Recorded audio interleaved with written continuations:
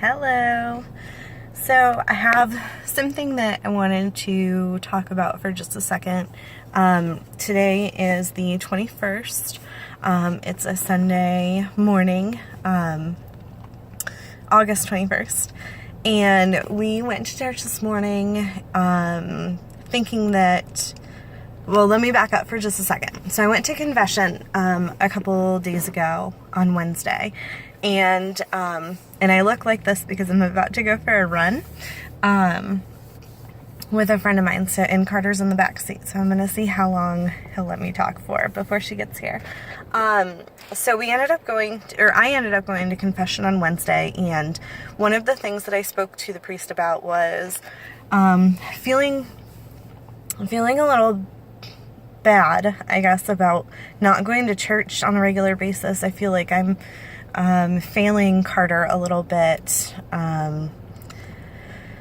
after doing during his baptism and promising that we would raise him in the church. And we've taken him to church a few times, and he does really well as far as not crying, but he usually is very vocal and makes everybody laugh around us, which is not a bad thing, but I also feel bad for taking away from other people's opportunities at church to be there and to be praying, and you take away from, whether it's a good takeaway or a bad takeaway, taking away from their experience and their ability to pray and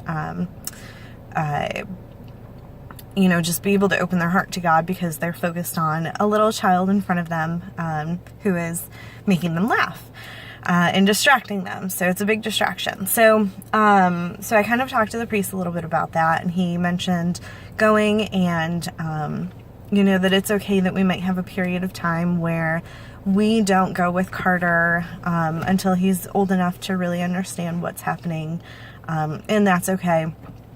Which I'm a little surprised about. I'm not 100% sure if I really agree with that because of the promise that we made to, have him be in the church with us.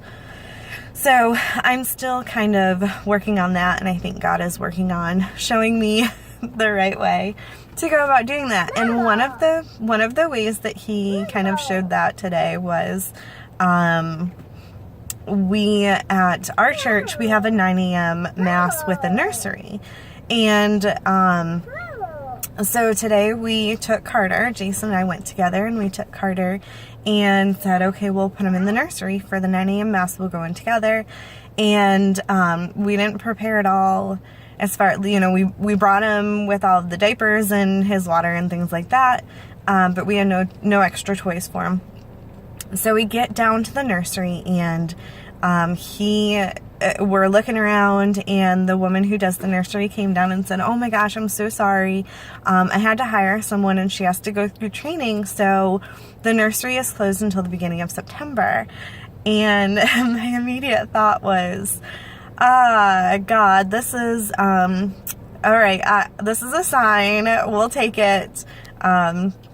That's pretty funny that you are gonna give us a sign like this in the middle of, or right before Mass, and we obviously are not gonna turn around and go home because we came for Mass.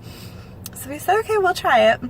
And we took him into Mass, and literally had no toys for him. Thankfully, we had some food, and he did really well with that, but he was, it was distracting for us, which I feel like is kind of that's part of the problem that I have, is that we're spending more than an hour a week with God, but, we're trying to spend more than just church, and pray and do things at home together as a family. But, we go and we receive the Eucharist, and we listen to the homily, and we apply it to our life, and have a solid hour of focus. And that's what I want to do with church, and that's kind of why I don't want to bring him in, more or less, I guess, for a selfish reason, because this is my hour, and this is my hour with my husband, to Sorry, I'm sending a text message. Sorry. This is my hour with my husband to sit and pray and to focus on the readings and the singing and just devoting an entire hour to God with no distractions. Because at home there are so many distractions that we have. But you know, it's a bigger thing for us, I guess. And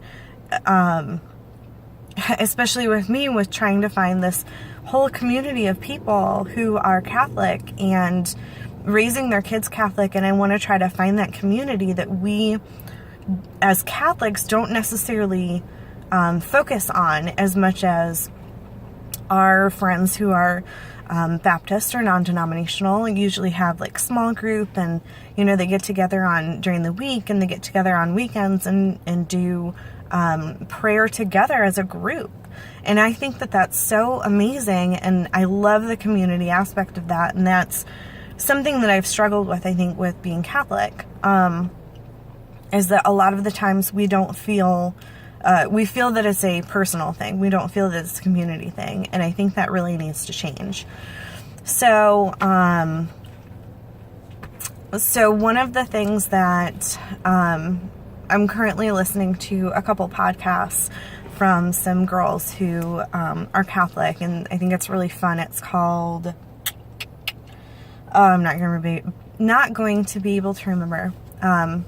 Carrots for Hope, something like that. I'll have to look it up and put it somewhere if anybody's interested. But, so listening to them talk about, family, and, they have multiple children, and they're also talking about NFP, which usually brings up some pretty interesting conversations with people who aren't aware of what it is. And I'm not going to go into it. You can look it up for yourself. NFP stands for Natural Family Planning.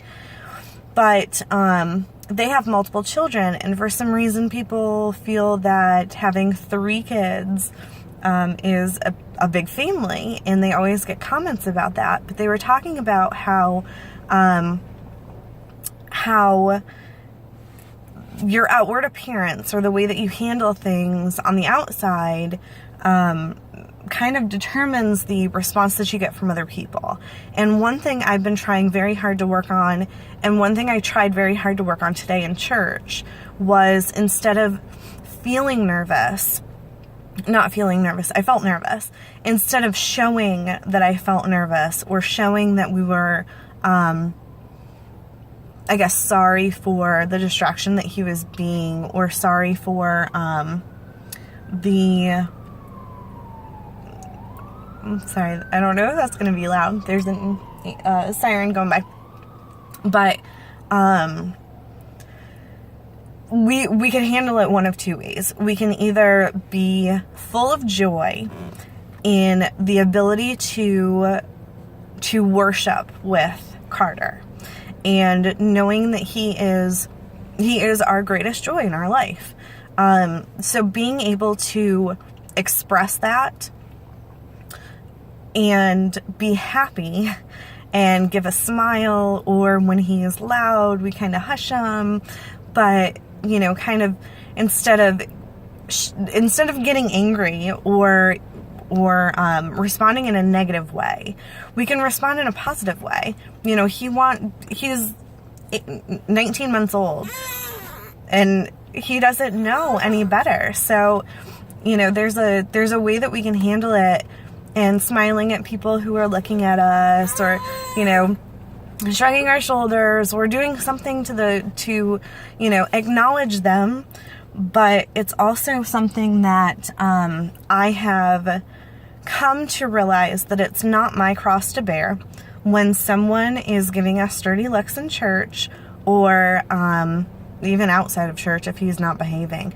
And I'll fully admit that I was one of those people before I had kids. I would totally judge and say, I can't believe you can't, well, I wouldn't say this, but I would think, I can't believe you can't have a handle on your kids. Like, if you take them out in public, maybe you should discipline them, or, something stupid. That's just stupid. And that's incredibly trivial. And it was my cross to bear. It was a judgment, and judgments are usually something that you're dealing with yourself, and you put judgment on somebody else. That is one of the current things that I'm struggling with. So I'm learning a lot about myself and judgment and things like that. So I've come to not take other people's judgments to heart. And when someone stares at us, for Carter, just talking, or, showing me something and he kind of grunts or, does something, or even if he whines a little bit, if he wants his water or wants something to eat or something like that, there are ways that I handle it now as a parent. And then I don't let myself get affected negatively by the people who are judging us. And that is one thing where I can only hope that when I respond in a positive way, when I show them that I love my child, current just one child, but eventually children, that I love my children and I think they're funny. I think he's hilarious. I think he's adorable. I think he's the cutest kid in the world. So even though he is not the quietest kid or the most well-behaved kid, that doesn't make me love him less. That actually makes me love him more because he's probably doing something really silly. So I have the ability to hopefully change people's minds about my child, and how I feel or how I should feel, and their expression of their disapproval, showing them that doesn't change the way I feel. I'm not going to shy away when someone gives me a dirty look. I'm not going to apologize for my son just talking and being himself. Yeah, we're at church, and yes, we are trying to shush him, but on a regular basis, that's him, and we're not going to apologize for that. So, I just had that on my heart, and I thought that I would talk about it for a second, and he is clearly getting a little antsy, and she should be here soon. So I just wanted to kind of explain that don't let other people's perceptions of your life become your life. If someone who truly understands won't judge you, and someone who truly gets it will give you a smile or a nod to say, I know what you're going through. It's totally okay. You're doing really, really well. And accept that. Accept those nice and positive vibes from other people. Once you open your heart to those, you'll be able to see them from a ton of people. If you close your heart to the way that you think people are going to react to you, you will only see the negative. You won't see the positive. And when you're open, you'll see the positive and you'll see the negative, but you'll be able to turn any of them into a good lesson for yourself, and be able to take what they are giving you. And you have to, one more thing before he freaks out, you have to accept that those challenges that you're going through are God's way of testing you. And you have the ability to respond and say, I know, Lord, that this is what you're giving me, and I need to either change my behavior or accept. And that's what I've tried to see with a lot of things, is that, if I'm nervous about the way somebody's going to react, I'm going to get a bunch of opportunities to test my promise to God. When I say, the next time this happens, I'm going to not let it get to me. So, what's going to happen is that God's going to give you lots of opportunities to prove your promise. So, maybe I can speak on this later, but for now I'm going to go get Carter out of the car. But I hope you guys have a great day, and I'll check back in with y'all soon. Bye.